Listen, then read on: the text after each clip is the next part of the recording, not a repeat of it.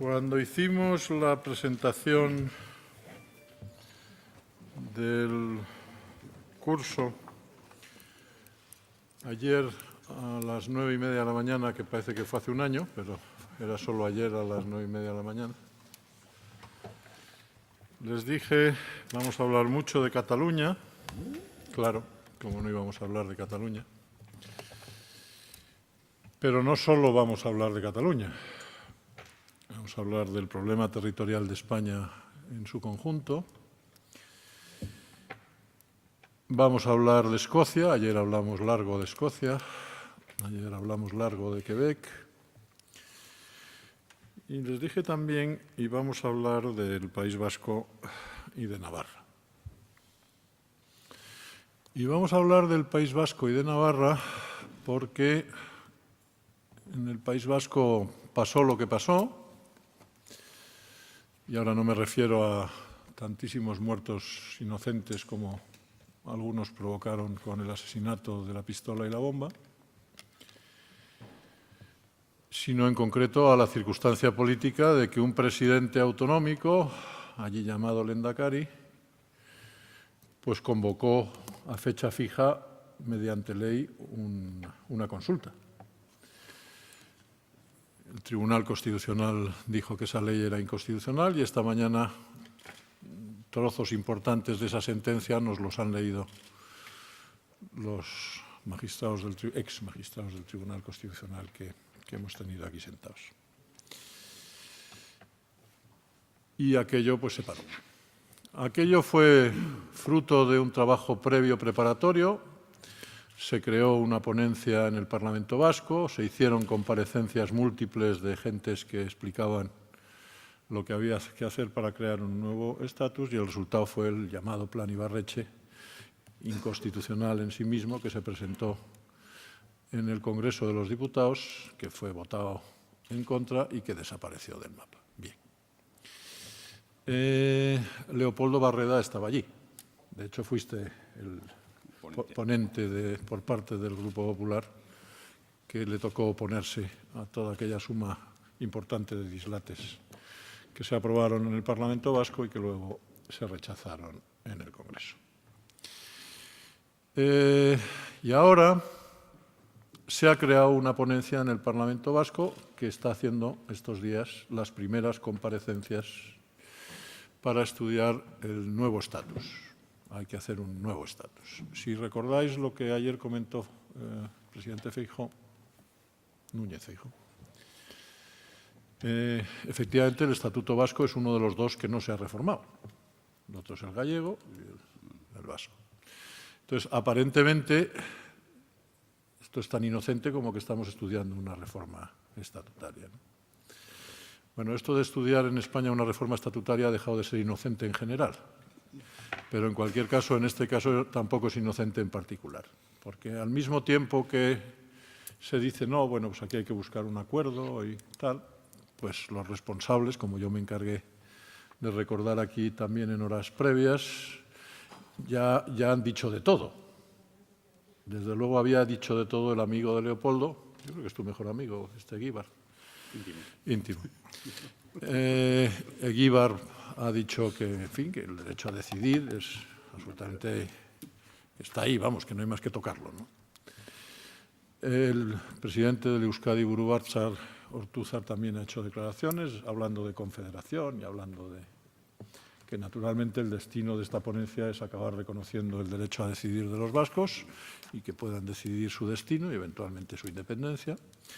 Y hasta el Lehendakari, que parecía más templado en estas cosas, pues también en los últimos meses ya ha prodigado, no digo que ha hecho alguna declaración, ha prodigado una serie de declaraciones en las que, aparte de declararse republicano y hablar, sin embargo, de lo importante que sería el pacto de los vascos con la corona, que algún día nos tendrá que explicar cómo se concilia lo uno con lo otro, pues también ha hablado de confederación y de vez en cuando pues nos explica, hombre, que él es nacionalista y que no puede decir que no está por el derecho a decidir, que lo que pasa es que ahora es pronto y que lo va a decir más tarde. Bueno, lo hemos entendido. Entonces, yo le pedí a Leopoldo, anda, refréscanos aquello que pasó y cuéntanos lo que nos espera. Porque como resultado de todo esto es que 2014 es pronto, pero que en 2015 pues, nos vamos a ocupar de todo esto, ¿no? Así que muchas gracias, Leopoldo, por hacer memoria de tus relaciones con Eguíbar y de todo lo demás. Y muchas gracias también, Gabriel, por aceptar un año más estar aquí sentado en esta que es tu casa, de la que eres patrono, entre otras cosas, para presentar a un amigo común como es Leopoldo. Yo de Leopoldo lo único que puedo decir es que le admiro desde hace muchos años, y muchos años son muchos años, la verdad sea dicha, ya son unos cuantos. No digas cuántos. No, no voy a decir cuántos, pero son más de 20, quiero decir. Ah, bueno, bien, Sí, son 20, bueno, bien, vale. vale. Y que es una de esas admirables personas a las que Vicente se refería esta mañana cuando le decía a Francés de Carreras cómo me ha sonado lo que nos ha contado usted, profesor. Esto los vascos lo sabemos muy bien. Llevamos 40 años de relación con el nacionalismo y sabemos muy bien cómo se trata a los que no somos nacionalistas, ¿no? Bueno, con la peculiaridad no pequeña de que además durante 40 años en el País Vasco han estado matando. Y de momento han dejado y ya veremos, ¿no? Así que esas generaciones de vascos que han luchado en el País Vasco por la libertad, tenéis mucho mérito, tenéis el reconocimiento no solo de todo el Partido Popular y de esta fundación, sino de toda la sociedad española. Y a la cabeza de esos había un grupo de personas, y entre ese grupo de personas que estaba a la cabeza, pues siempre, desde hace muchos años, ha estado Leopoldo Barreda. Y mi reconocimiento, una vez más, en una tarde como esta, a él y a los que, como él, han conseguido algo que ayer dijimos, y es que de momento no han conseguido acabar con la libertad en el País Vasco. Y no lo han conseguido porque un puñado de personas se empeñaron en que eso no se consiguiese. Y dicho esto, pues el que lo presenta es Gabriel, y ya saben ustedes que no hago la función de presentador del presentador por no hacer el ridículo, pero como Gabriel sabe, le quiero mucho y le agradezco muy especialmente que esta tarde juegue este papel. Bueno, probablemente muchos de los que estéis aquí tengáis la errónea idea, equivocada idea de que Ignacio Starloa es una buena persona, ¿no? Hay alguno que lo cree. Una persona de hablar pausado, aparentemente ponderado y generalmente amable, aunque diga cosas incluso a veces duras o solemnes. Pero el hecho de que me toque a mí presentar a Leopoldo demuestra lo contrario a las claras, ¿no? Porque claro, sentarme a mí entre el propio Ignacio y Leopoldo, que son probablemente los dos personas que mejor conocen la política del País Vasco, para que haga una especie de función intermediaria entre los dos, pues es un tanto absurdo y es un encargo más bien imposible, ¿no? Que por supuesto no voy a pretender hacer, con lo cual no hablaré casi ni una palabra sobre el fondo del asunto que nos convoca a partir de ahora, ¿no? Me limitaré solo a hacer la brevísima presentación de nuestro invitado, de Leopoldo, y si acaso alguna consideración meramente, un comentario sobre de enlace, por decirlo de alguna manera, sobre unos temas con otros. Sobre Leopoldo, poco cabe decir, porque yo creo que más o menos todos tenéis una idea clara de quién es, pero por daros mi impresión, que yo creo que es lo único que puedo aportar, yo también le conozco hace, yo creo que un par de décadas, estaba calculando, más o menos me parece que le debimos de conocer poco más o menos al tiempo, pero Leopoldo es un pura sangre de la política, ¿no? Lo que yo llamaría un pura sangre de la política. Es decir, de lo mejor que la política da, ¿no? Es decir, un animal, vamos a darle la parte negativa que tiene el pura sangre, pero un animal creado para la política y perfectamente dotado para cumplir la misión que le está encomendada, ¿no? Ha tenido una trayectoria muy larga dentro de Alianza Popular primero y desde sus nuevas generaciones entonces hasta el Partido Popular después, con una larguísima trayectoria parlamentaria en el Parlamento Vasco, además con puestos de primera responsabilidad dentro de nuestro grupo parlamentario, y por lo tanto durante muchísimo tiempo ha sido nuestra voz, nuestro portavoz en la nada fácil política del Partido Popular en el País Vasco. Pero junto a ese dato público, que más o menos todos conocéis, solo añado la impresión personal, no diría mucho más que la impresión personal, ¿no? Pero cuando yo conocí a Leopoldo, insisto, hace ese tiempo indeterminado, pero en fin, hace ya bastante tiempo, tuve desde el primer momento la impresión, que sigo teniendo hoy, de que era ese tipo de personas que no escasean tanto, como a veces se quiere hacer creer, pero que uno le hace, digamos, vivir a gusto dentro de la política, ¿no? Una persona con convicciones firmes, con ideas claras, pero al mismo tiempo con ideas fundadas, con capacidad de análisis, con capacidad de desarrollo de los argumentos, abierto siempre al debate, abierto siempre a la conversación,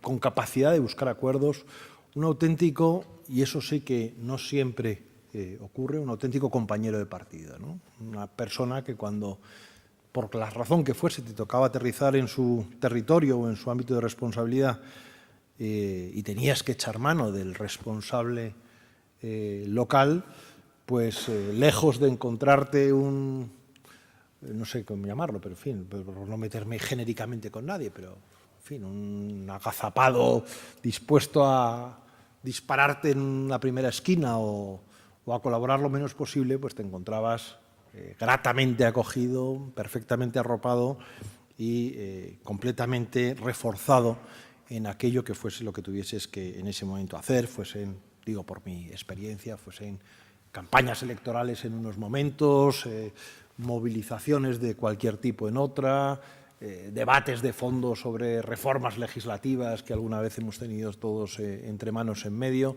en fin, cualquiera que fuese el tema, sabías que encontrándote con Leopoldo tenías a la vez la experiencia, la memoria histórica, el criterio, el conocimiento de la materia y, por lo tanto, el interlocutor válido y necesario para sacar adelante la tarea. Yo por eso estoy absolutamente encantado de poder hablar estos 5 minutos dando la palabra a Leopoldo.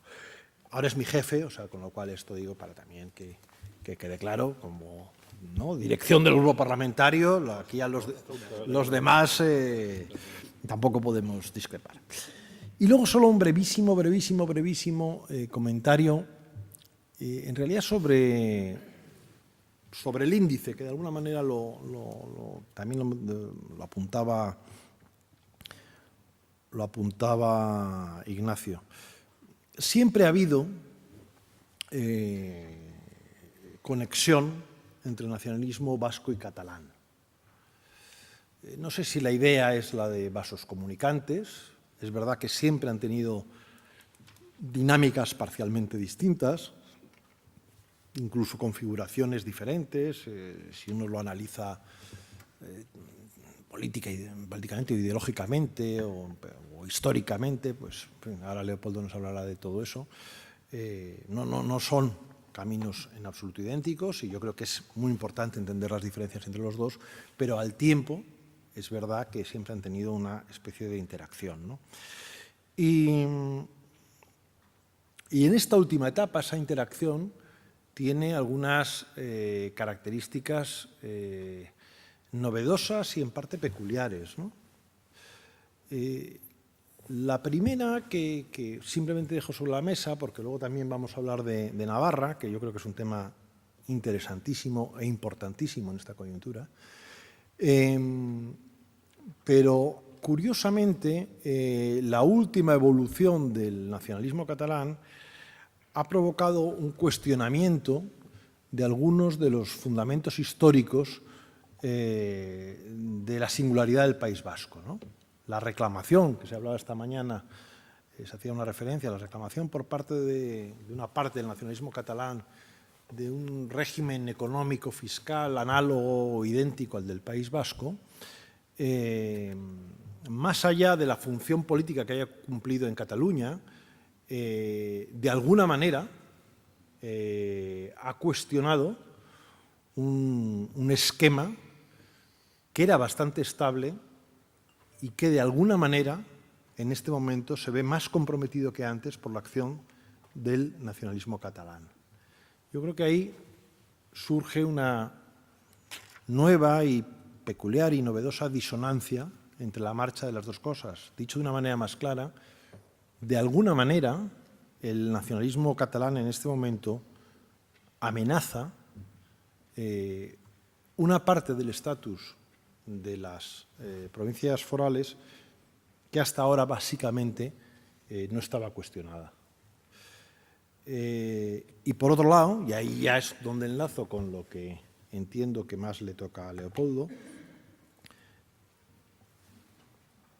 de alguna manera el nacionalismo catalán ha continuado el camino del nacionalismo vasco, lo ha retomado, lo ha multiplicado, lo ha llevado hasta la situación límite actual en la que nos encontramos, y en ese movimiento devuelve el debate al País Vasco con una aparente, al menos, nueva intensidad, ¿no? Bueno, me parece que la conexión entre las dos cosas tiene algún interés y que las dinámicas que se están produciendo son en algún sentido originales sobre las que se han producido en etapas anteriores. Y no sé si eso nos permitirá luego llegar, en el curso del debate o del coloquio, si nos permitirá llegar a alguna conclusión, pero en todo caso me parece que es un asunto a tener en cuenta. Y aquí me quedo, sin más, le doy la palabra a Leopoldo, que seguro que tiene cosas mucho más fundadas, mucho más interesantes y mucho más brillantes que contarnos esta tarde. Muchas gracias, Leopoldo. Encantado de estar con todos vosotros, de atender la invitación del Campus FAS. Y yo quiero, en primer lugar, agradecer esa invitación. Como es lógico, agradecerlo al presidente de la Fundación, a José María Aznar, agradecérselo a un buen amigo, no sé si podemos decir los años o no, como es Javier Zarzalejos, que tiene alguna responsabilidad en que yo esté aquí, porque él me afilió al partido, con lo cual, pues, ya las consecuencias de eso se las podéis achacar a él. Agradecer a Ignacio la confianza que ha depositado en mí, probablemente infundada, para abordar este tema, que yo intentaré hacer, bueno, pues diciendo un par de cositas, como suele decir, y espero hacerlo en menos tiempo que él dice un par de cositas, ¿verdad? En todo caso, sí son ya muchos años, más de los 20 que él ha dicho y menos de los 30 que yo me temía, pero por ahí andamos. Y por supuesto, como 29, por ahí andamos. Y Gabriel, en fin, pues yo creo que ha exagerado muchas cosas, muchas. Yo le agradezco mucho sus palabras, su amabilidad, y es evidente que no soy su jefe, porque hasta ahí podíamos llegar. Somos compañeros y nos toca colaborar en la misma área, en el Congreso en este momento. Y yo pues sí creo que es muy atinada esa reflexión, efectivamente, sobre la relación de vasos comunicantes entre el nacionalismo vasco y el catalán, en según qué épocas y con todas las diferencias que queramos.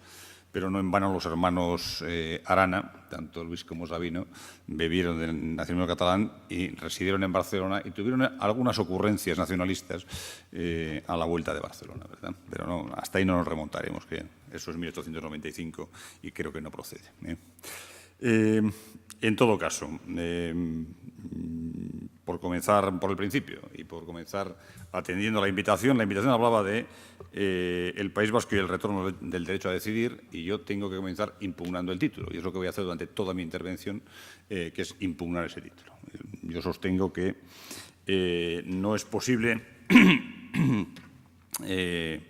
que retorne lo que nunca se ha ido, lo que realmente siempre ha estado ahí como pretensión última, como motivación primera también del nacionalismo vasco, ¿no? Es decir, ese horizonte de la independencia, ese ejercicio del derecho a autodeterminación.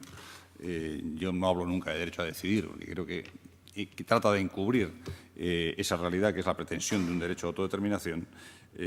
Bueno, pues yo creo que eso siempre ha estado ahí, y si queremos de verdad ponernos en la mente de un nacionalista, abordar este debate en serio, saber de qué hablan y qué pretenden, tenemos que comenzar aceptando esa realidad. Ellos hablan de autodeterminación, pretenden tener un derecho a la secesión, un derecho a la independencia, y todo lo demás es una especie de juego de despistes y espejos en el que, bueno, pues se pierden algunas veces muchas gentes. La izquierda con mucha más frecuencia de la que lo evita. Bueno, los medios de comunicación pues lo atienden de esta o aquella manera, pero es que también se pierden algunos magistrados del Tribunal Constitucional, pocos, yo no voy a decir más del Tribunal Constitucional, ¿no? Algunos se pierden por ahí también. Por tanto, dejémoslo claro desde el principio, la pretensión independentista del nacionalismo vasco no ha retornado, no ha abandonado ningún cuartel de invierno, nunca estuvo en ellos, siempre está sobre la mesa de un modo o de otro, a la vista o en una carpeta con otro nombre, pero siempre está sobre la mesa y lo que nunca ha estado es en un cajón. Por tanto, ese objetivo de independencia forma parte de la columna vertebral de la acción política del Partido Nacionalista Vasco. Esa es la realidad. Yo creo que en ese sentido es importante también decir que el nacionalismo en esa materia es insaciable. Es decir, no hay, yo creo que es importante dejar claro que no hay forma de abordar una reforma política constitucional que dé un encaje definitivo al nacionalismo vasco en ese marco constitucional, que logre su adhesión sincera a un marco constitucional renunciando a sus pretensiones últimas. Ese es un escenario irreal y, por tanto, yo creo que no deberíamos trabajar sobre él. Lo decía Ignacio, nada es inocente en el mundo nacionalista y, por supuesto, no tenemos que pecar de inocentes nosotros. Planteamos un escenario de que si hacemos esto, hemos conseguido el encaje del nacionalismo vasco en la Constitución. Pues eso, evidentemente, yo creo que significaría la transformación del nacionalismo vasco. Y no creo que eso esté en nuestra mano, puede estar en la suya, pero no en la nuestra. Y, por tanto, creo que pretender lograr esa adhesión, esa renuncia, esas pretensiones últimas, es inútil. Yo creo que el nacionalismo solo respeta aquello o a quien es capaz de generar una alternativa que amenace su posición política. Ellos respetan las alternativas que tienen enfrente.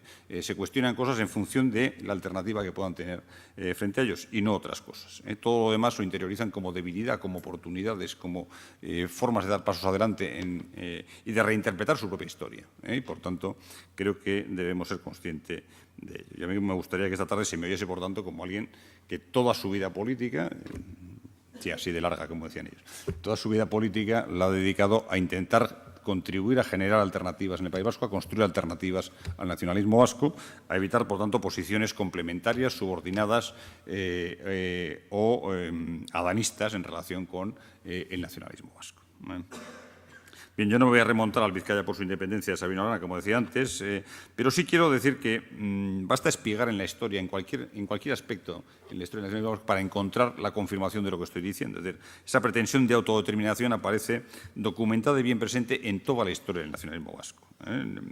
Ellos, por supuesto, reinventan la historia de todos, reinventan la suya, la adaptan a la conveniencia del momento, pero lo cierto es que a mí, en fin, yo me voy a centrar en el periodo desde el inicio de la transición, pero ciertamente está en todas partes. Me pasaba, y lo pongo como ejemplo y brevemente, me pasaba preparando esta intervención durante la campaña de las elecciones europeas, cuando se veía cómo la candidatura del PNV, esta de Europa por los Pueblos, pues hablaba de Euskadi como miembro de la Unión Europea y este tipo de planteamientos que reiteran siempre en las campañas europeas. Bueno, pues ese planteamiento que no bebe de Escocia, ni de Cataluña, ni de otras cosas que ellos han defendido siempre. Hay quien tiene memoria de pez y piensa que todo se refiere a un marco de hace 4 o 5 días. No es verdad.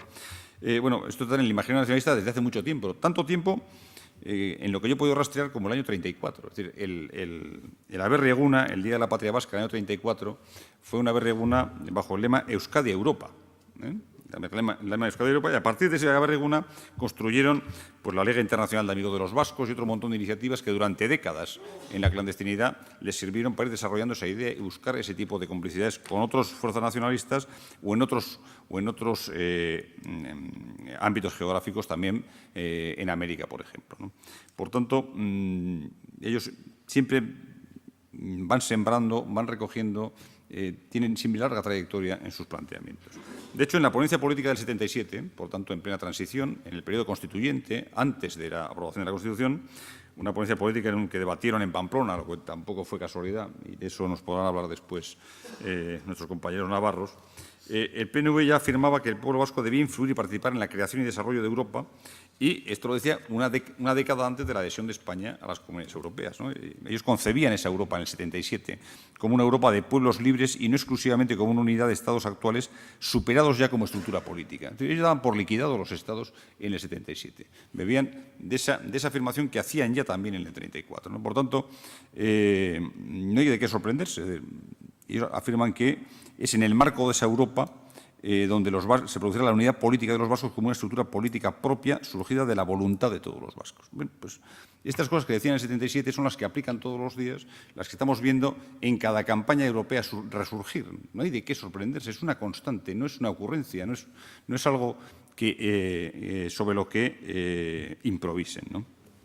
Bien, lo digo, bueno, pues por lo que podamos ver en el curso de esta tarde sobre los designios políticos actuales del nacionalismo vasco, que yo creo que son los que siempre han sido.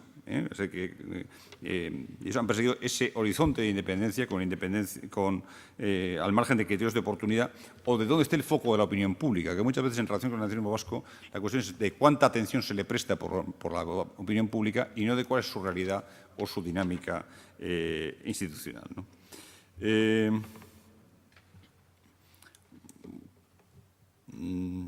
Cuando digo es una constante, y una constante que ellos han mantenido, insisto, al margen de cualquier circunstancia coyuntural. Unas veces más en las palabras, otras más en los gestos, unas veces como un elemento diferenciador, otras veces como un nexo de unión para agrupar voluntades nacionalistas, otras veces planteándose ritmos u oportunidades, pero siempre manteniendo el discurso de fondo. Cuando hay desarrollo estatutario y cuando hay parón estatutario, les da igual. Ellos siempre tienen la vista más lejos y siempre conciben el desarrollo autonómico en clave de afirmación nacional, no otras cosas. Con gobiernos de coalición con los socialistas o con pactos con el PP o sin ellos, contra ETA desde el pacto de Estella, desde el pacto de Ajuria, quiero decir, o con ETA en el pacto de Estella, les da exactamente igual. Quiero decir que es una constante, cualesquiera que sean las circunstancias que evoquemos.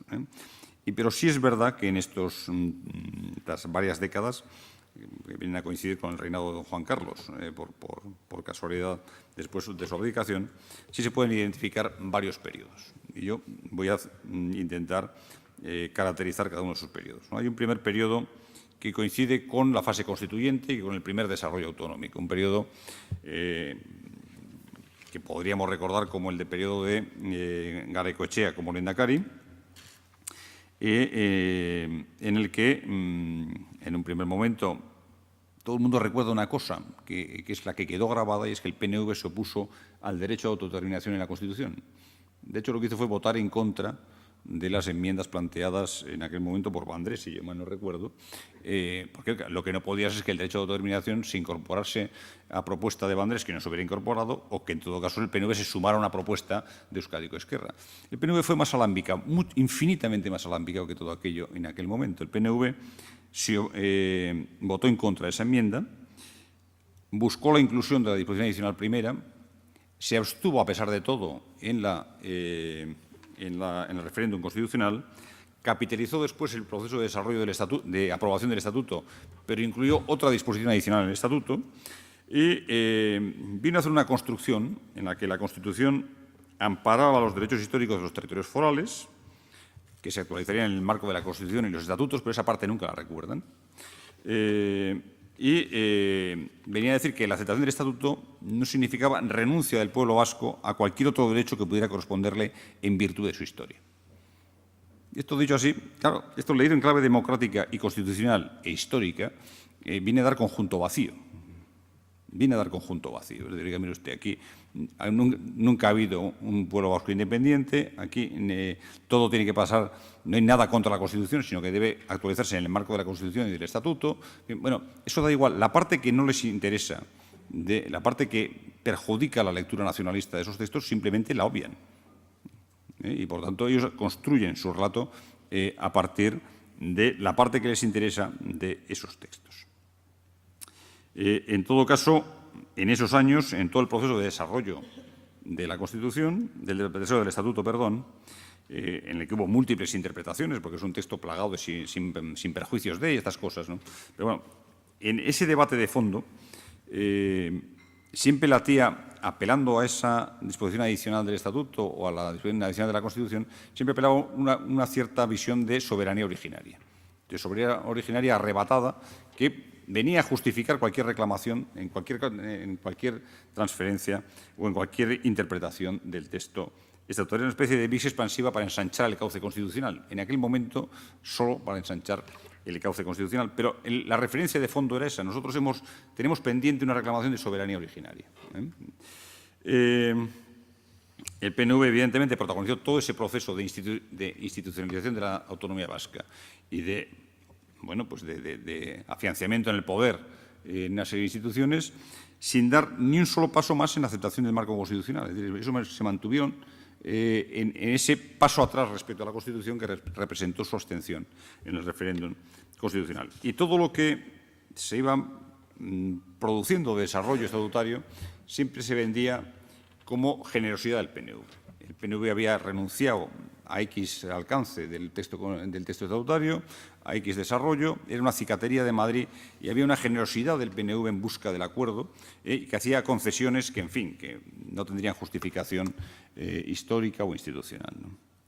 Bueno, así llegamos a la crisis del PNV, la crisis de mediados de los 80, la crisis, el enfrentamiento interno, que fue básicamente una lucha por el poder, por mucho que hubiera etiquetas de un tipo o de otro respecto a los bandos enfrentados.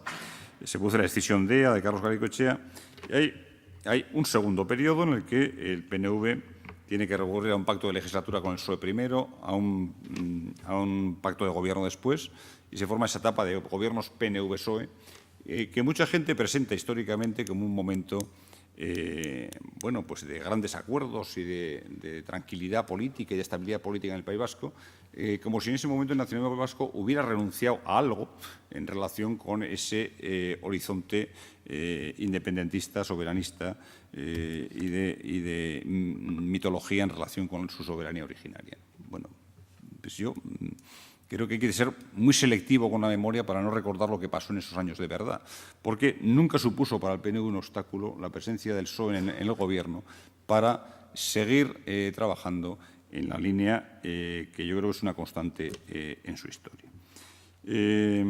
Son unos años estos de reivindicación permanente en relación con el desarrollo del Estatuto y de denuncia permanente del incumplimiento del pacto estatutario por parte de los gobiernos de Felipe González. Esto lo hacía un gobierno vasco y un PNV que dependía para gobernar de los votos y de la presencia del Partido Socialista en el gobierno vasco. Es decir, insisto, nunca fue un impedimento, nunca tuvieron en cuenta ese pequeño detalle en relación con la trayectoria que se habían marcado. Son los años en que ese PNV, relativamente debilitado por la escisión de Euskal Alkartasuna, impulsa el pacto de Ajuria Enea, un pacto que fue fundamental en la deslegitimación de ETA en aquellos primeros años 80, en los que todos hablamos un cierto mismo lenguaje, un pacto que también apostaba por un desarrollo leal del Estatuto de Gernika y por la búsqueda de acuerdos entre las fuerzas políticas para el impulso de ese desarrollo estatutario desde el Parlamento vasco y, bueno, pues para buscar fórmulas de acuerdo que facilitasen las transferencias pendientes. Bien, en mi opinión, en flagrante contradicción con ese pacto de Ajuria Enea, muy pronto, a raíz de ese texto que en su literalidad no permitía esta lectura, pero muy pronto lo que vimos fue la vinculación del desarrollo del Estatuto con la deslegitimación de ETA. Es decir, a más desarrollo estatutario se suponía que habría menos ETA. Esa era la venta que se hacía y eso se utilizaba como elemento de presión para intentar no solamente transferencias, sino interpretaciones concretas de transferencias concretas, ¿no? Era la reedición de lo que habíamos vivido en la transición. En la transición se nos decía que la mera existencia del Estatuto, el logro del Estatuto, cuanto más amplio mejor, supondría la derrota de los terroristas. Todos sabemos que no fue así, todos lo sabíamos probablemente cuando se estaba produciendo ese debate, pero ciertamente estábamos viendo ya la reedición de esto al final de los años 80. Y, de hecho, muy pocos meses después no llegó, bueno, un año después, año y medio, de la firma del Pacto de Ajuria Enea, los nacionalistas presentaron en el Parlamento Vasco y aprobaron una proposición no de ley, es verdad que es un texto sin fuerza legislativa, pero una proposición no de ley en la que proclamaban el derecho a autodeterminación del pueblo vasco. Y este texto sobre el derecho a autodeterminación es el mismo, lo digo ahora y lo repetiré después, el mismo que hemos visto volver a votar hace unas semanas en el Parlamento Vasco, esta vez a propuesta de Bildu, de los herederos de Batasuna, que en aquella época no asistían al Parlamento Vasco. Bueno, es exactamente el mismo texto que 24 años después reaparece en escena.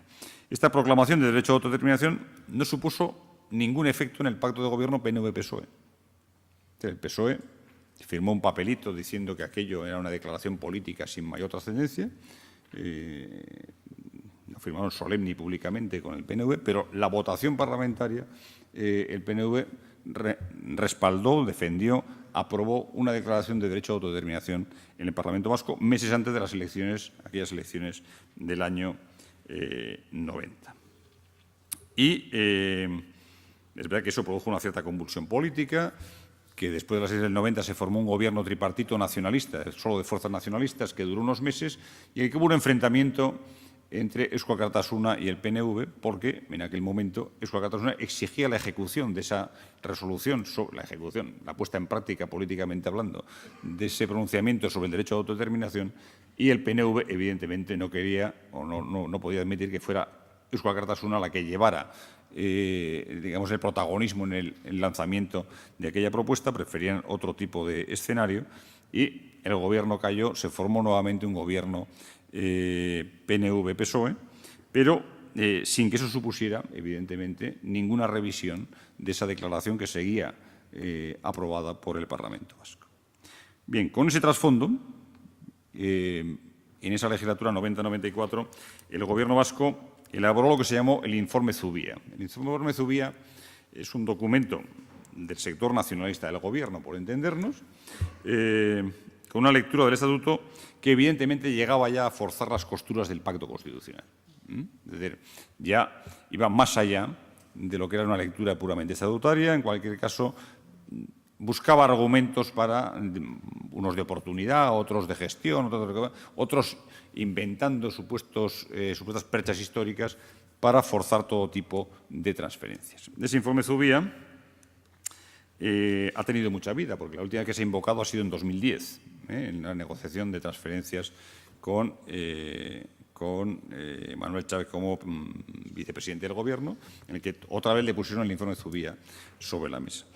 Y cuento esto porque el informe Zubia el Parlamento no lo aceptó, nunca lo puso a votación, nunca lo aprobó, lo asumió únicamente como documento de trabajo y el año 93 reelaboró las 53 fichas que incluía, los 53 temas supuestamente medidas de transferencia, reelaboró toda esa materia y rebajó extraordinariamente todos aquellos contenidos y, efectivamente, ayer se cumplió el aniversario, el 2 de julio de aquel año 93, se aprobaba un informe del Parlamento Vasco del que nunca más se ha vuelto a tener noticia, relativamente. Ahora veremos cómo. Es decir, el PNV tuvo que aceptar que el Parlamento no iba a ir más lejos, aceptó votar aquello por unanimidad y yo debo decir que es el primer y único acuerdo en materia de transferencias pendientes alcanzado en el seno del Parlamento Vasco o de las fuerzas políticas vascas. El primero y el único hasta la fecha. Vosotros habréis oído hablar, ahora veremos, de un montón de ellos más. No, solamente ha habido este, que es el que nunca más ha vuelto a salir de un cajón de la mano del PNV. Quiero recalcarlo así para que, a nosotros se nos dice que hemos aprobado esto o aquello, nosotros solamente hemos votado aquel acuerdo, el único en toda la historia del Parlamento Vasco. Bien. En octubre del 95 el Gobierno vasco remitió sobre el informe Zubia y no sobre el informe parlamentario, una especie de avance de prioridades en materia de transferencias. Un informe que todas las fuerzas políticas no nacionalistas nos negamos a votar, que nunca fue puesto a votación en la Cámara. Rechazamos expresamente, Fernando Buesa, Pablo Mosquera y yo mismo, rechazamos expresamente la posibilidad de votar una propuesta de resolución que aprobaba ese informe y exclusivamente se votó un texto que valoraba positivamente el informe como una aportación más, valoraba positivamente como una actualización de posiciones, entre otras cosas porque votar aquel informe significaba votar posiciones contradictorias. En un informe que esta vez sí los socialistas se habían asegurado de que fuera informe del Gobierno y, por tanto, contenía la posición del PNV y la del Partido Socialista contrapuestas en un montón de materias de las que abordaba aquel informe. Por tanto, era imposible someter a votación un texto en el que había posiciones enfrentadas y, por supuesto, absolutamente irreconciliables, sobre seguridad social o sobre tantas otras cosas que podéis imaginar. Pero bueno, lo cierto es que el PNV, insisto, ahí trabajaba ya desarrollando el informe Zubia y aparcando lo que había sido el pronunciamiento del Parlamento el año 93, porque no les interesaba, porque era demasiado corto para sus aspiraciones o sus pretensiones, ¿no? Hay que decirlo, y aquí está Javier Zazalejos, el PNV se empeñó en incluir en el año 96, en el pacto de acuerdo de investidura de José María Aznar, se empeñó en incluir la referencia a ese supuesto avance de transferencias pendientes del año 95. Es verdad que, evidentemente, puesto que el PP no había votado aquello, ni el PP ni nadie, porque no había sido sometido a votación, lo que ellos pretendían que fuera un desarrollo estatutario comprometido de acuerdo con el tal informe, pues no, al final se dijo que se tomaría como referencia, me parece que fue el término que se incorporó, pero evidentemente se evitó eso de esa pretensión que siempre la tienen de vincular a su contraparte en la interpretación, la lectura que ellos hacen de un documento que manejan pro domo sua siempre, ¿no? Yo le digo a usted que ha sido votado y como usted se fía y no va a comprobarlo, no, pues en este caso hubo suficiente capacidad para evitar que eso pasará. Hubo un impulso al desarrollo estatutario, evidentemente, el que hubo con los gobiernos de José María Aznar en toda España y en todas las comunidades autónomas. Se reconoció ese impulso por parte del nacionalismo vasco en un primer momento, pero lo que latía en el fondo en todo en aquellos primeros años de gobiernos del Partido Popular era un desafío importante, era un ultimátum, estamos dando tiempo antes de hacer otro planteamiento, porque vamos a ver si en vez del PSOE el PP, pues como está en minoría, tiene necesidad de pactar estas cosas, ¿no? Yo no sé si está... Paco Maruenda se ha marchado, ¿verdad? Sí. Bueno, Paco se ha marchado, pues sería buen testigo de lo que estoy contando, como lo es Javier. Juan José Ibarretxe acudía a negociar transferencias con el informe Zubia bajo el brazo, como si el informe Zubia hubiera sido votado, aprobado o tuviera algún aval distinto, con el informe Zubia original, el de 8 años antes, planteándolo como si fuera el acuerdo del Parlamento vasco. Entonces, pues ahí fue el gobierno del PP el que sacó del cajón el informe del 93, seamos claros, y es cuando, hubo que decirle al gobierno vasco y a Ibarretxe como vicelehendakari en aquel momento, oiga, esto que usted dice nunca lo ha votado el Parlamento vasco, este no es el planteamiento que hemos avalado allí ni el que estamos dispuestos a avalar aquí. Pero lo cierto es que el discurso político del PNV y también de Eusko Alkartasuna avanzaba a toda velocidad en la deslegitimación del Estatuto como pacto incumplido y de la Constitución como un corsé que planteaban ya como insoportable, ¿no? De eso ya lo que planteaban al Gobierno era, yo es que esto me hace falta porque es que, no soportamos tan poca capacidad como nos da este Estatuto.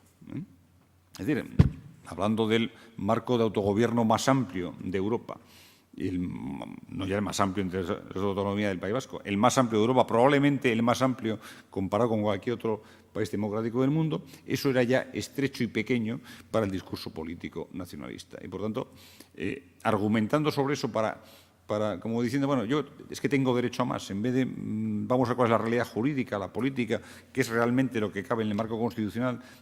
Es decir, al margen de cualquier planteamiento de lealtad institucional, era siempre un planteamiento, insisto, de ultimátum a Madrid. Y, de hecho, en el discurso político vasco así se plantea, una espiral de descrédito del Estatuto, pretendiendo legitimar sobre esa espiral de descrédito otro tipo de planteamientos. Bueno, yo no quiero cansar, pero lo cierto es que el año 98 se produce el alto el fuego de ETA en septiembre, se produce el pacto de Estella sobre texto de ese alto el fuego. Después supimos lo que estaba, lo que había de fondo, evidentemente, era un pacto que obedecía a un acuerdo secreto entre PNV, EA y ETA, con el objetivo de el desbordamiento del marco constitucional para la creación de una entidad vasca soberana. Ese era el acuerdo de fondo que allí latía. Bueno, era un tren que comenzaba en Estella y terminaba en la Independencia, que decía Arnaldo Otegi en aquellos días. Y, por tanto, había quedado por el camino, pues todos recordamos, una campaña brutal de terror de ETA, había quedado por el camino la vida de mucha gente, la formidable reacción social del espíritu de Ermua, había quedado por el camino el gobierno de coalición PNV-PSE, que había caído 2 meses antes del Pacto de Estella. Había sido liquidada la mesa jurianea, puesto que ya no había posibilidad de acuerdo, que cuando el PNV planteaba lecturas en clave independentista derivadas del Pacto de Jurianea, que eran imposibles de sostener, porque lo que allí había en los borradores había sido suprimido expresamente. Ellos seguían sosteniendo la lectura de los borradores en vez de lo que texto acordado, como siempre. Y había caído también por el camino el pacto de gobierno del PNV y el PP en el Ayuntamiento de Bilbao. Es decir, todo ese proceso de acercamiento entre PNV y ETA se había producido, bueno, pues con esa serie de jalones que iban, digamos, preparando el terreno. El PNV defendió que el pacto de Estella en nombre de la paz. Es decir, una vez más vinculaban esas pretensiones independentistas al logro de la paz y pactó con Batasuna la investidura de Ibarretxe en aquel 28 de diciembre del 98 y en enero un pacto de legislatura. Bueno, así se iniciaba esa era Ibarretxe, que serían muchos años de voluntad expresa de quiebra de la convivencia y de ruptura del marco constitucional e institucional sobre una muy tosca formulación del derecho a autodeterminación, un derecho a la autodeterminación concebido a la carta, evidentemente, y al margen de cualquier consideración de legalidad. Allí se puso en marcha un instrumento que fue Udalbiltza, la Asamblea de Municipios Vascos, a la que se le encomendaron una serie de tareas destinadas precisamente a eso, al desbordamiento de la legalidad y a la suplantación del marco institucional. Y es verdad que el Pacto de Estella se estrelló en las elecciones del 99, en las municipales. Es verdad que hubo una campaña brutal de terror de ETA a partir de 2000, que evidentemente hizo muy difícil mantener aquel discurso político del nacionalismo, pero también es verdad que Ibarretxe no rompió en ningún momento su relación con Batasuna. Tercamente mantuvo esa relación. De ahí derivaron 2 mociones de censura del Partido Socialista y del Partido Popular. Hubo elecciones anticipadas en 2001 y allí, por la mínima, pero es cierto que Ibarretxe logró imponerse a la opción alternativa que representaba en aquel momento el Partido Popular y el Partido Socialista. Y a partir de ese escenario, con ese margen estrecho que había logrado en las elecciones, Ibarretxe, lejos de rectificar, planteó ese escenario de autodeterminación que comentaba Ignacio al principio, ese escenario con comparecencias, con informes, haciendo comparecer a los ponentes de la Constitución, haciendo comparecer a los ponentes del Estatuto, que entonces todavía pues, había muchos de ellos pues, en condiciones de comparecer y de informar y de explicarse. Se hizo comparecer a mucha gente, a mucho profesor universitario. Fueron comparecencias en las que se dijeron muchas cosas, bueno, algunas muy útiles en relación con lo que era memoria histórica, cómo se había gestado el Estatuto o la Constitución. Otros planteamientos eran abiertamente, simplemente de ruptura y punto, olvidando cualquier antecedente. Pero lo cierto es que en ese proceso largo y tortuoso, al final lo que se alumbró fue un texto que hemos conocido popularmente como Plan Ibarretxe, el nuevo Estatuto Jurídico Vasco, que incorporaba lo que se llamaba derecho a decidir, incorporaba la presencia directa de Euskadi en las instituciones europeas, representándose a sí misma, no a España, por supuesto, no penséis en fórmulas alemanas o belgas, representándose a sí misma. Distinguía entre ciudadanos y nacionales vascos, lo que llamamos nosotros vascos de primera y de segunda, y, por supuesto, iba a una formulación centralista en la que lo que se recortaba eran las competencias forales. Es decir, ese sí ha sido el mayor ataque a la foralidad en la historia, por lo menos en el último siglo. Bien, ese texto fue aprobado en 2004 por mayoría absoluta en el Parlamento Vasco con el apoyo de Batasuna. Fue rechazado por el Congreso de los Diputados el 1 de febrero de 2005. Hubo nuevas elecciones que ganó Ibarretxe, tras las que consiguió volver a formar gobierno, y abordó esa legislatura con un nuevo señuelo, afirmando la vigencia. Cuando digo Ibarretxe es el mundo nacionalista en su conjunto, especialmente el PNV, afirmando la vigencia del nuevo Estatuto Político Vasco, del Plan Ibarretxe, sin reconocer, por tanto, legitimidad ninguna al rechazo del Congreso, y después de amagar varias veces y de anunciarlo desde 2000, con el telón de fondo de la negociación del gobierno de Rodríguez Zapatero con ETA, el Lehendakari anunció la celebración de un referéndum. En el debate de política general de 2007 anunció la convocatoria para el 25 de octubre de 2008 de una consulta popular. Intentaron vestirlo, por supuesto, como una consulta para que no fuera un referendo, para que no se le fuera de aplicación la ley orgánica correspondiente. En fin, esta entelequia supuestamente jurídica en la que, evidentemente, se pretendía, a base de discurso político, evitar la aplicación de la ley. Esto obtuvo, por supuesto, el aval permanente del PNV. En la Quinta Asamblea Nacional, en 2007, 3 meses después de ese anuncio de Ibarretxe, el PNV aprobó una ponencia sobre los retos de la nación vasca, en lo que se incluía el derecho a decidir como una nación dueña de su futuro. Y afirmaba que para legitimar esa pretensión tomaba pie en la proposición no de ley del año 90, que traía a colación como el Parlamento vasco había firmado su soberanía y, por tanto, estaban legítimos políticamente para dar un paso más como partido. Bueno, y el objetivo era, evidentemente, el reconocimiento de la existencia del pueblo vasco como sujeto político, su derecho a la libre determinación, la superación del estatus y condición política y administrativa de parte subordinada de los Estados español y francés.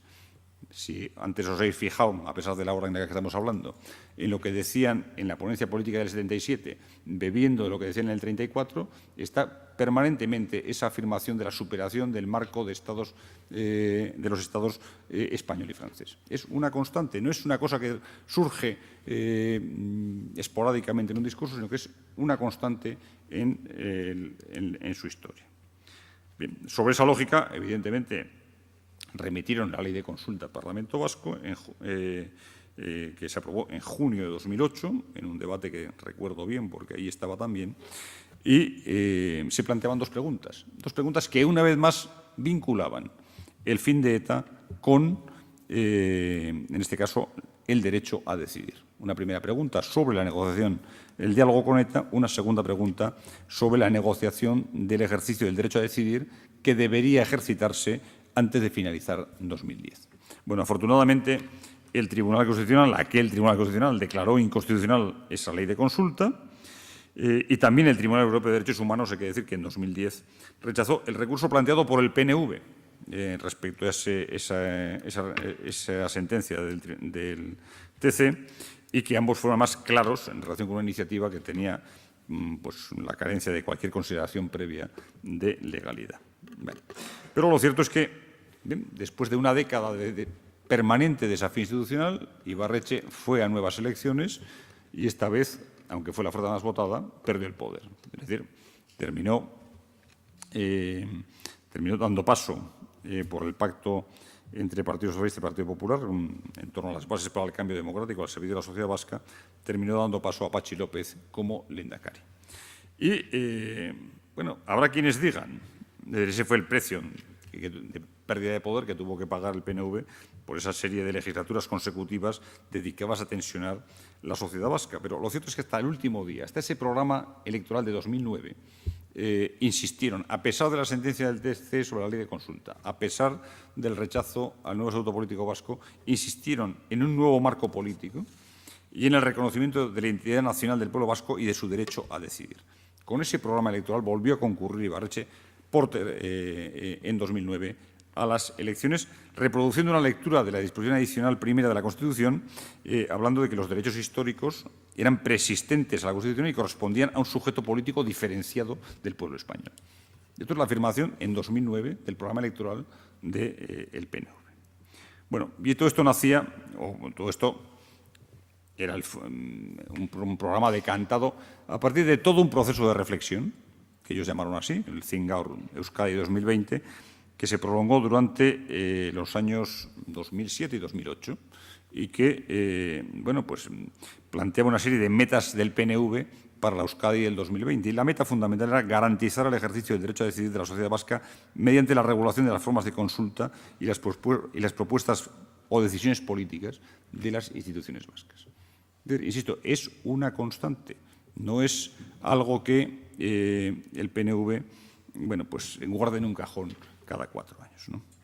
Bien, alguien podría haber pensado que a partir de este planteamiento y la pérdida del poder, pasar a la oposición podría haber supuesto una oportunidad para replantearse algunas cosas, ¿no? Cuando se nos pregunta por el retorno del derecho a decidir, da la impresión de que alguien pensó que en aquel momento el derecho a decidir se alejaba por el horizonte, o que en algún momento eso se podía llegar a producir. Bueno, yo lo he definido como una constante y creo que es importante que sepamos qué hizo el PNV en este momento.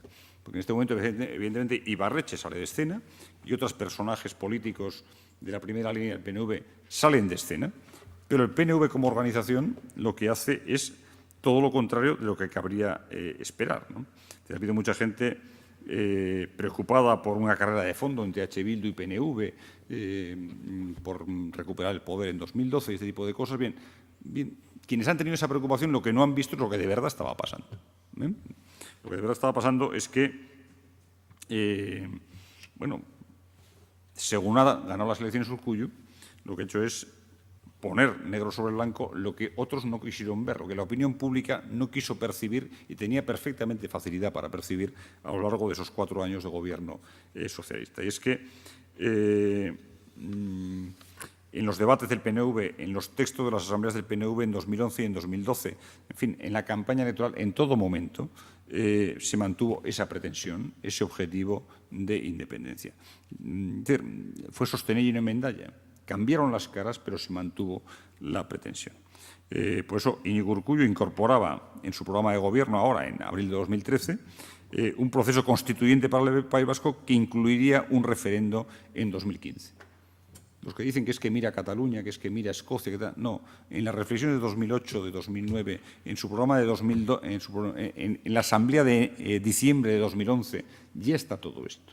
Ya está todo esto perfectamente contemplado. Está hablando de un referendo en 2015 que corresponde pocos meses antes, evidentemente, de las elecciones de 2016. A mí, por tanto, la sorpresa en relación con que estas cosas reaparezcan me parece absurda. Absurda porque está permanentemente, insisto, sobre la mesa. Urkullu pidió en la campaña de 2012 que la Constitución incorporase el derecho a decidir. Los estatutos nacionales del PNV, aprobados en 2012, afirman la existencia de la nación vasca, cuyo ser político ha de expresarse a partir de la recuperación de su soberanía nacional. Y el documento político que aprobaron en enero de 2012 se titula, creo que es significativo, Euskadi, Nación Europea, Retos y Desafíos Políticos 2015. Esto estaba negro sobre blanco publicado 10 meses antes de las elecciones autonómicas de 2012. Y, por supuesto, la propuesta clave de ese reto político de 2015 es institucionalizar el derecho a decidir. Por supuesto, todo pro domo sua, interpretando los derechos históricos otra vez a su gusto y reclamando la vigencia de la declaración que antes he mencionado del año 2007. Es decir, es, insisto, una continuidad en el planteamiento. Bien, por tanto, se puede considerar que este actual Gobierno vasco, pues, evidentemente, está acreditando una incapacidad importante de gestión o está atenazado por una cierta parálisis, pero en lo que estamos hablando, en la cuestión que tratamos, es que ha reclamado un nuevo estatus en libertad, ha reiterado con EH Bildu hace unas semanas la Declaración sobre el Derecho de Autodeterminación del año 90, ha marcado distancias con la Constitución expresamente y con la Corona, aunque vuelva a hablar de pacto con la Corona, como hablaba en la transición, ha dicho que se han declarado republicanos porque la Corona no cumple con su función. Claro, la función que ellos les reclaman, que es que les habilite las puertas de salida de la Constitución, claro, es que… En fin, pero ese es la posición de usted me estorba para mi objetivo independentista. Y han hecho una lectura de la sentencia del TC sobre la Declaración de Soberanía del Parlamento de Cataluña como siempre muy selectivamente favorable a sus intereses. Todos tenemos aquí opinión sobre esa sentencia, no es cuestión de reabrir el debate, pero la lectura que ha hecho el PNV ha sido poco menos que si la sentencia hubiera proclamado la constitucionalidad de la autodeterminación del País Vasco. Bueno, pues eso evidentemente no puede ser leído así, ¿no? Bien, este por tanto es el escenario presente, el escenario de desafío institucional, con tiempos que ellos quieren administrar, evidentemente, con constitución de una ponencia en el Parlamento en la que vuelven con el señuelo de la reforma estatutaria, pero evidentemente con otros objetivos, como estamos denunciando especialmente el Partido Popular hoy en el País Vasco, y creo que con objetivos de los que nunca se han apartado. Creo que he dado suficientes botones de muestra para que se pueda comprender que en ningún momento su objetivo ha sido otro en relación con esta materia, ¿no? Y creo que esto es lo fundamental, es decir, para poder abordar la situación que se nos sigue planteando en el País Vasco, creo que hay que reconocer esa realidad, porque esa es la realidad a la que tenemos que hacer frente. Es decir, no estamos ante una estrategia o un posicionamiento coyuntural, estamos ante planteamientos que estructuran el pensamiento y la acción política del PNV, como decía al principio. Es decir, hay pocos motivos de sorpresa, no hay nada nuevo bajo el sol, pero hay que seguir trabajando reconociendo esa realidad y sabiendo que eso está ahí todos los días, cuando lo atiende la opinión pública y cuando no, cuando es motivo de preocupación para los editoriales y cuando no, cuando lo dicen expresamente o cuando lo votan en las asambleas. Es decir, no es algo que debamos pasar por alto ni que pensemos que está aplazado o que no tiene en este momento enjundia. Es evidente que hay una cierta atención a Cataluña, pero no depende solo de lo que pase en Cataluña. Hay atención a lo que pase en Escocia, pero no depende solo de lo que pase en Escocia. Y sí es verdad, estoy convencido de ello, que, en fin, de la capacidad que tengamos para abordar lo que pase el 9 de septiembre, lo que pueda pasar el 9 de septiembre, dependerá también la capacidad de acierto frente a lo que pueda plantearnos el PNV en 2015. Yo, de todas formas, para concluir, porque hace ya un buen rato que Ignacio ha hecho gestos suficientes para que me estoy alargando demasiado, no es otra cosa, para concluir, yo sí creo que hay que tomar nota de algunas cosas, algunos elementos que deberían ser motivo de acción, no ya de reflexión, de acción por nuestra parte, permanentemente, como lo han sido en el pasado, ¿no? Primero hay que saber que el PNV siempre es extraordinariamente exigente en el cumplimiento de la ley por parte de los otros. El PNV siempre pone el acento en que usted incumple esto, usted me debe aquello, el estatuto llega hasta no sé qué coma. Y siempre relativiza aquello que pueda entorpecer sus pretensiones, ¿no? En este último programa electoral, los dos primeros capítulos del programa electoral eran el primero, el pleno desarrollo del estatuto, y el segundo, el derecho a decidir. Oiga, usted me debe no sé qué competencias, oiga, yo exijo derecho a la autodeterminación. Bueno, pues es eso. Ellos siempre pretenden que las posiciones del adversario vulneran la legalidad y las suyas, por supuesto, gozan siempre de otro tipo de planteamiento. Es decir, un comportamiento que no tiene nada que ver con conceptos de lealtad institucional. No reconocen la legitimidad de normas que sean incompatibles con sus aspiraciones partidistas. Buscan cómo orillarlas, buscan cómo pasar por encima de esa legalidad. Es decir, yo lo suelo definir como los límites de las convicciones democráticas del nacionalismo vasco.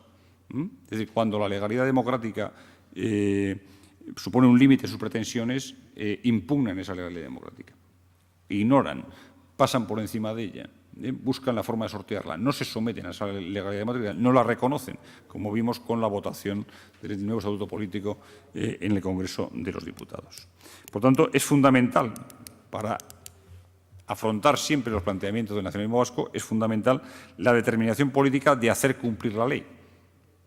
Esa determinación que ha sido siempre la del PP del País Vasco, que es la del Gobierno del Partido Popular y que yo creo que está acreditada con hechos a lo largo de una trayectoria política muy larga. Es fundamental mantener siempre, en todo momento, en toda circunstancia, cuando se es gobierno o oposición, la determinación política de hacer cumplir la ley en el País Vasco. En segundo lugar, el PNV y el conjunto del nacionalismo vasco plantean siempre los debates encorsetándolos en sus propios conceptos y en su propio lenguaje, o lo que es lo mismo. Dan por supuesto la legitimidad de sus presupuestos ideológicos y de sus puntos de partida, y pretenden situar fuera de la legitimidad democrática a quienes cuestionen esos principios nacionalistas. Esto incluye, por supuesto, la permanente manipulación de la historia, incluso de la más reciente, como hemos visto. Diga, mire usted, el Parlamento Vasco ha votado esto que no me gusta, esto no existe. Bueno, pues eso es un planteamiento permanente. Y, por lo tanto, creo que hay que dar siempre la batalla del lenguaje con el nacionalismo vasco. La batalla del lenguaje, la batalla de las ideas, la batalla de la historia. No es posible renunciar a eso, porque acaban reduciendo a caricatura la historia y también la realidad social. Y también la realidad social. No es que hay una amplia mayoría de vascos nacionalistas. Bueno, pues en las encuestas nunca ha pasado el 40%. La gente que se declara nacionalista por convicción nunca ha pasado el 40% de ninguna encuesta. Oiga, es que... No, mire, es que... Es decir, hay una distancia abismal entre el discurso político nacionalista y la realidad social y política del País Vasco. Y, por lo tanto, llega un momento en que conceptos como libertad, como pluralismo, como legalidad, pues chocan frontalmente con ese imaginario nacionalista. Es decir, son incompatibles con determinados aspectos de ese imaginario y tienen que impugnarlos. Es decir, a menudo hay que asistir a debates en los que se argumenta la defensa de supuestos derechos de aquel que es nacionalista con necesarias limitaciones de los derechos de quienes no son nacionalistas. Y pretenden que eso se dé por bueno, ¿no? Yo parto de este supuesto ideológico y, por tanto, usted no tiene derecho a no sé qué. Bueno, pues esto, evidentemente, insisto, requiere permanente voluntad de defensa en el terreno del lenguaje, en el terreno de las ideas, porque al final es un debate entre la democracia en el País Vasco y conceptos muy extendidos de nacionalismo obligatorio, en los que discrepar de un planteamiento nacionalista en X cuestiones simplemente es estar fuera del debate, fuera de la cuestión, porque, bueno, pues parece que eres simplemente alguien que viene a imponer antidemocráticamente algo, ¿no?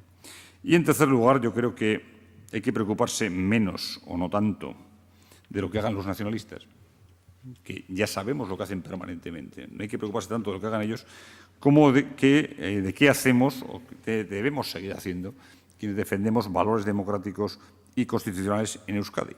Yo creo que nos debe preocupar y ocupar siempre, permanentemente, lo que decía al principio, la construcción de alternativas, la construcción de proyectos, responder a proyectos con proyectos, a pretensiones con proyectos bien armados, dirigidos a una sociedad que es mucho más plural, mucho más diversa de lo que cabe en el imaginario nacionalista. La sociedad vasca es infinitamente más plural y más diversa que esa pretensión de homogeneidad en la visión del nacionalismo. Es más diversa en lo territorial, es más diversa en lo político, es más diversa en lo social, de lo que el nacionalismo lleva décadas queriendo hacer creer, bueno, por supuesto a través de los medios de comunicación, por supuesto en el discurso político y por supuesto también allí donde tienen presencia más allá de nuestras fronteras, ¿no?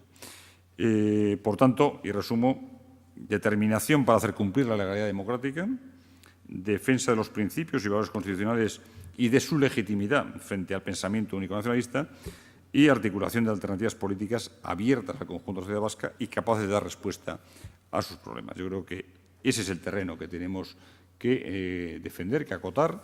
Sobre esas bases hay que seguir trabajando, ahora y siempre, cuando hemos tenido más responsabilidades, cuando hemos tenido menos, cuando somos gobierno, cuando estamos en la oposición hay que saber defender también esas posiciones y, por supuesto, esto en todo momento y en toda circunstancia, porque es que creo que lo he acreditado desde el mundo nacionalista y especialmente desde el PNV, no hay nada inocente, no dan puntadas sin hilo y en ninguna circunstancia política renuncian a trabajar en pos de ese objetivo que es, insisto, el objetivo fundamental de su existencia política y no otra cosa.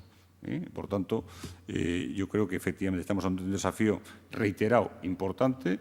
Tenemos la experiencia del fracaso que vivieron en 2001 y en 2005, pero también es verdad que la batalla hay que darla permanentemente. No se puede dar por liquidada la cuestión porque ellos, insisto, nunca lo meten en el cajón.